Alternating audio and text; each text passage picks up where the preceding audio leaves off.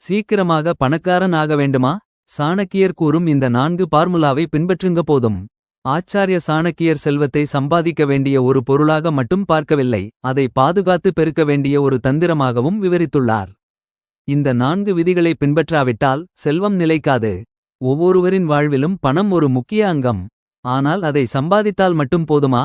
அதற்கு முன் சில சூத்திரங்களை நீங்கள் தெரிந்து கொள்ள வேண்டும். மௌரிய பேரரசின் முதலமைச்சரான ஆச்சார்ய சாணக்கியர் ஒழுக்கம் மற்றும் தொலைநோக்கு பார்வை இல்லாமல் சம்பாதித்த செல்வம் நீண்ட காலம் நிலைக்காது என்று தனது கொள்கைகளில் தெளிவாக கூறியுள்ளார். இன்றும் அவரது வார்த்தைகள் பொருளாதார வெற்றிக்கு முக்கியமாக கருதப்படுகிறது. பணம் நிலைக்க வேண்டுமெனில் இந்த 4 கொள்கைகளை புரிந்துகொள்வது அவசியம். 1. ஆடம்பரம் கூடாது. சாணக்கியரின் கூற்றுப்படி வருமானத்தை விட அதிகமாக செலவு செய்பவர் படிப்படியாக கடன், மன அழுத்தம் மற்றும் அவமானத்திற்கு ஆளாவார். ஆடம்பரமான நவீன வாழ்க்கை முறை ஒருவரை பொருளாதார ரீதியாக பலவீனப்படுத்துகிறது. எனவே உங்கள் வருமானத்தின் ஒரு பகுதியை சேமிப்புக்காக ஒதுக்குங்கள். இந்த பழக்கம் எதிர்கால நிதி வலிமைக்கு அடித்தளமிடும். 2. நேர்வழியில் பணம் ஈட்டுதல். அநீதி, மோசடி அல்லது நேர்மையற்ற முறையில் சம்பாதித்த செல்வம் இறுதியில் துக்கத்தையே தரும்.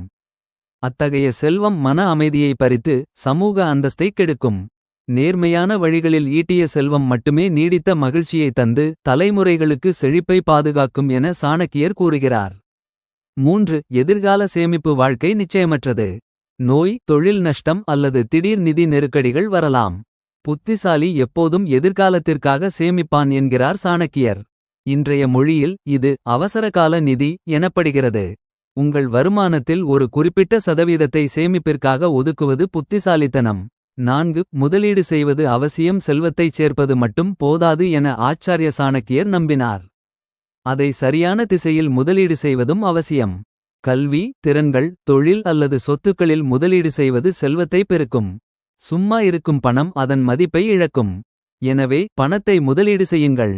ஆச்சார்ய சாணக்கியரின் தத்துவங்களின்படி பணம் ஒரு இலக்கு அல்ல, ஒரு கருவி என்று கூறுகின்றன. ஒழுக்கம், கட்டுப்பாடு மற்றும் தொலைநோக்கு பார்வையுடன் நிர்வகிக்கப்படும் பணம் மட்டுமே நீடித்த மகிழ்ச்சியையும் மரியாதையையும் தரும். இல்லையெனில் லட்சுமி உங்களை விட்டு விலகிச் சென்று விடுவார்.